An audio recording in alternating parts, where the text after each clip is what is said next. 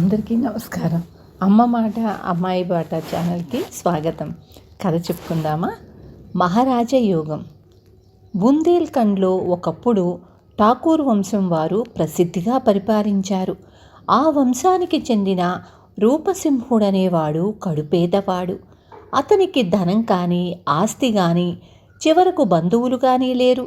అతనికున్న ఆస్తి యావత్తు చిరిగిపోయిన దుస్తులు, 2 గోనెపట్టాలు, 1 గొడ్డలి మాత్రమే. ఈ గొడ్డలితో రూపసింహుడు ఉదయం నుంచి మధ్యాహ్నం దాకా అడవిలో కట్టెలు కొట్టి వాటిని తెచ్చి 3 రూపాయలకు అమ్ముకునేవాడు. అందులో 2 రూపాయలు ఖర్చు పెట్టి చాకలి వాళ్ల దగ్గర రాజులు ధరించే దుస్తులు అద్దెకు తీసుకునేవాడు. మరొక రూపాయితో గుర్రం ఒకటి అద్దెకు తీసుకునేవాడు. ఆ బట్టలు ధరించి గుర్రం ఎక్కి వాయువేగంతో నగరపు వీధుల వెంట రాజటీవీతో సవారీ అయి వెళ్ళేవాడు. మంచి యువకుడు, అందగాడు అయిన ఈ వ్యక్తిని చూసి అందరూ అతనెవరో రాజనుకునేవారు. ఈ విధంగా రూపసింహుడు ప్రతిరోజు ఠాకూర్ రాజవంశ గౌరవాన్ని నిలబెట్టి చీకటి పడగానే దుస్తులను, గుర్రాన్ని తిరిగి ఇచ్చేసి తన మామూలు దుస్తులు ధరించి చిల్లర డబ్బులతో ఇన్ని మరమరాలు, శనగపప్పు కొని తిని కాసిని మంచినీళ్లు తాగి గోనెపట్ట నేల మీద పరుచుకొని మరొకటి మీద కప్పుకొని హాయిగా నిద్రపోయేవాడు. తిరిగి మర్నాడు ఉదయం గొడ్డలి భుజాన పెట్టుకొని కట్టెలు కొట్టడానికి అడవికి బయలుదేరేవాడు. ఒకనాడు రూపసింహుడు అడవిలో కట్టెలు కుడుతుండగా అతనికి సమీపం నుంచి సువాసన తగిలింది. సమీపానికి వెళ్ళి చూసేసరికి అక్కడ మంచి గంధపు చెట్టు కనిపించింది. రూపసింహుడు గొడ్డలితో మంచి గంధపు చెట్టు బెరడు కొంత చెక్కి తీసుకొని యథాప్రకారం కట్టెలు కొట్టుకొని సాయంత్రానికల్లా నగరానికి తిరిగి వచ్చాడు. ఆ సాయంకాలం రూపసింహుడు రాజదుస్తులు ధరించి గుర్రం మీద ఎక్కి వాయువేగంతో సవారీ అయిపోతుండగా నగరపు కూడలిలో ఒక పరదేశి అతనికి ఎదురై వినయంగా నమస్కరించి మహాప్రభు అన్నాడు. ఎవరో నీవు అని టీవీగా ప్రశ్నించాడు రూపసింహుడు. ప్రభు, నేను వ్యాపారం చేసుకునేవాణ్ణి. తమ దేశంలో వ్యాపారం ముగించుకొని సింహళ దేశానికి పోతున్నాను అని విన్నవించుకున్నాడు పరదేశి. రూపసింహుడు తన జేబులో నుంచి గంధపు చెట్టు బెరడు తీసి పరదేశీకి ఇస్తూ, ఠాకూర్ రూపసింహుడు కానుకగా దీన్ని సింహళరాజుకు అందచెయ్యి, నీ పని సానుకూలమవుతుంది అని తన గుర్రాన్ని అదిలించి శరవేగంతో వెళ్ళిపోయాడు. ఆ ప్రకారమే వర్తకుడు రూపసింహుడి కానుకను సింహళరాజుకు అందజేశాడు.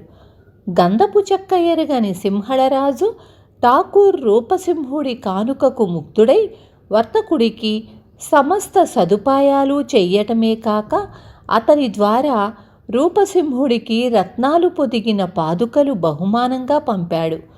ఆ వర్తకుడు తిరిగి వచ్చి రూపసింహుడి కొరకు నగరు కూడలిలో వేచి ఉండగా రూపసింహుడు గుర్రం మీద వచ్చాడు. నమస్కారం మహాప్రభు అన్నాడు వర్తకుడు. ఎవరో నీవు అన్నాడు రూపసింహుడు గుర్రం ఆపి. మహాప్రభు, నేను పరదేశీ వ్యాపారిని. తాము పంపిన కానుక సింహళరాజుకు అందచేశాను. ఆయన తమకి పాదుకలు పంపారు అన్నాడు వర్తకుడు. నీవిప్పుడు ఏ దేశానికి పోతున్నావు అని అడిగాడు రూపసింహుడు. అరేబియా దేశం వెళుతున్నాను అన్నాడు వర్తకుడు. అయితే అరేబియా చక్రవర్తికి ఈ పాదుకలను మా కానుకగా బహూకరించు, నీ పని సానుకూలమవుతుంది అంటూ రూపసింహుడు గుర్రాన్ని అదిలించి శరవేగంతో వెళ్ళిపోయాడు. వర్తకుడు అలాగే చేశాడు. అరేబియా చక్రవర్తి రత్నాలు పొదిగిన పాదుకలు చూసి అటువంటి అమూల్యమైన కానుకలు పంపిన రాజు సామాన్యుడై ఉండడని భావించాడు. అరేబియా దేశపు గుర్రాలు ఉత్తమాశ్వాలు. అటువంటి అశ్వాలలో ఉత్తమోత్తమైనవి 100 తెప్పించి చక్రవర్తి వర్తకుడికి ఇచ్చాడు. రూపసింహ ఠాకూర్ గారికి మా సలాములు చెప్పి ఈ 100 గుర్రాలు మా కానుకగా వారికి అందచెయ్యి. వారు పంపిన కానుక ఆనందాన్ని కలిగించింది అని చక్రవర్తి వర్తకుడికి చెప్పాడు. వర్తకుడు ఆ 100 గుర్రాలను శ్రద్ధగా వెంట పెట్టుకొని వచ్చి మామూలు ప్రకారం కూడలిలో నిలబడ్డాడు. త్వరలోనే రూపసింహుడు గుర్రం మీద వాయువేగంతో వచ్చి వర్తకుణ్ణి చూసి ఆగాడు.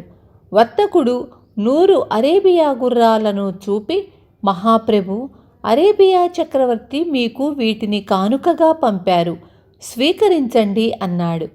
నీవిప్పుడు ఏ దేశం పోతున్నావు అని అడిగాడు రూపసింహుడు.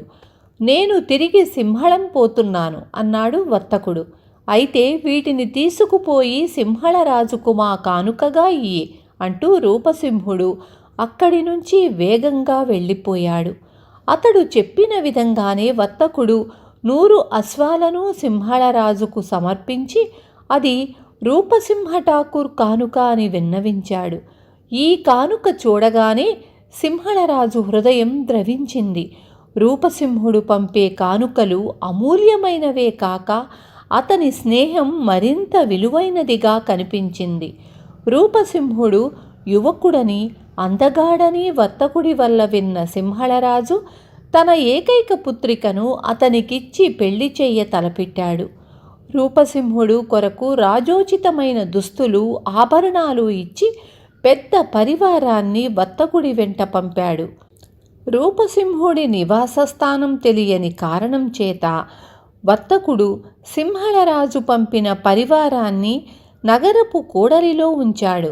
సాయంకాలం కాగానే రూపసింహుడు గుర్రం మీద వాయువేగంతో వచ్చాడు. వర్తకుడు రూపసింహుడికి తాను తెచ్చిన సందేశం అందచేశాడు. రూపసింహుడు సింహళరాజు పంపిన వస్త్రాభరణాలు తీసుకొని మర్నాడు అదే చోట కలుస్తానని వర్తకుడికి చెప్పి వెళ్ళిపోయాడు. ఇప్పుడు రూపసింహుడు తన అరువు దుస్తులను, గుర్రాన్ని ఇచ్చివేసి సింహళరాజు పంపిన దుస్తులను, ఆభరణాలను ధరించి ఆ రోజు కట్టెలమ్మగా వచ్చిన డబ్బుతో మేనా చేయించుకొని సాయంకాలానికి కూడలి చేరుకున్నాడు. అక్కడ అతని కోసం వర్తకుడు, సింహళరాజు పరివారము సిద్ధంగా ఉన్నారు. అందరూ కలిసి సింహళ దేశానికి ప్రయాణమై వెళ్ళారు. సింహళరాజు కుమార్తెకు రూపసింహుడికి వైభవంగా వివాహం జరిగింది. సింహళరాజుకు కుమారులు లేనందున కాలక్రమాన రూపసింహుడే సింహళానికి రాజై చాలా కాలం పరిపాలించాడు. విన్నారు కదా తెలివితేటలతో ఎలా రాజయ్యాడు. రేపు మళ్ళీ ఇంకొక మంచి కథతో మీ ముందుకొస్తాను.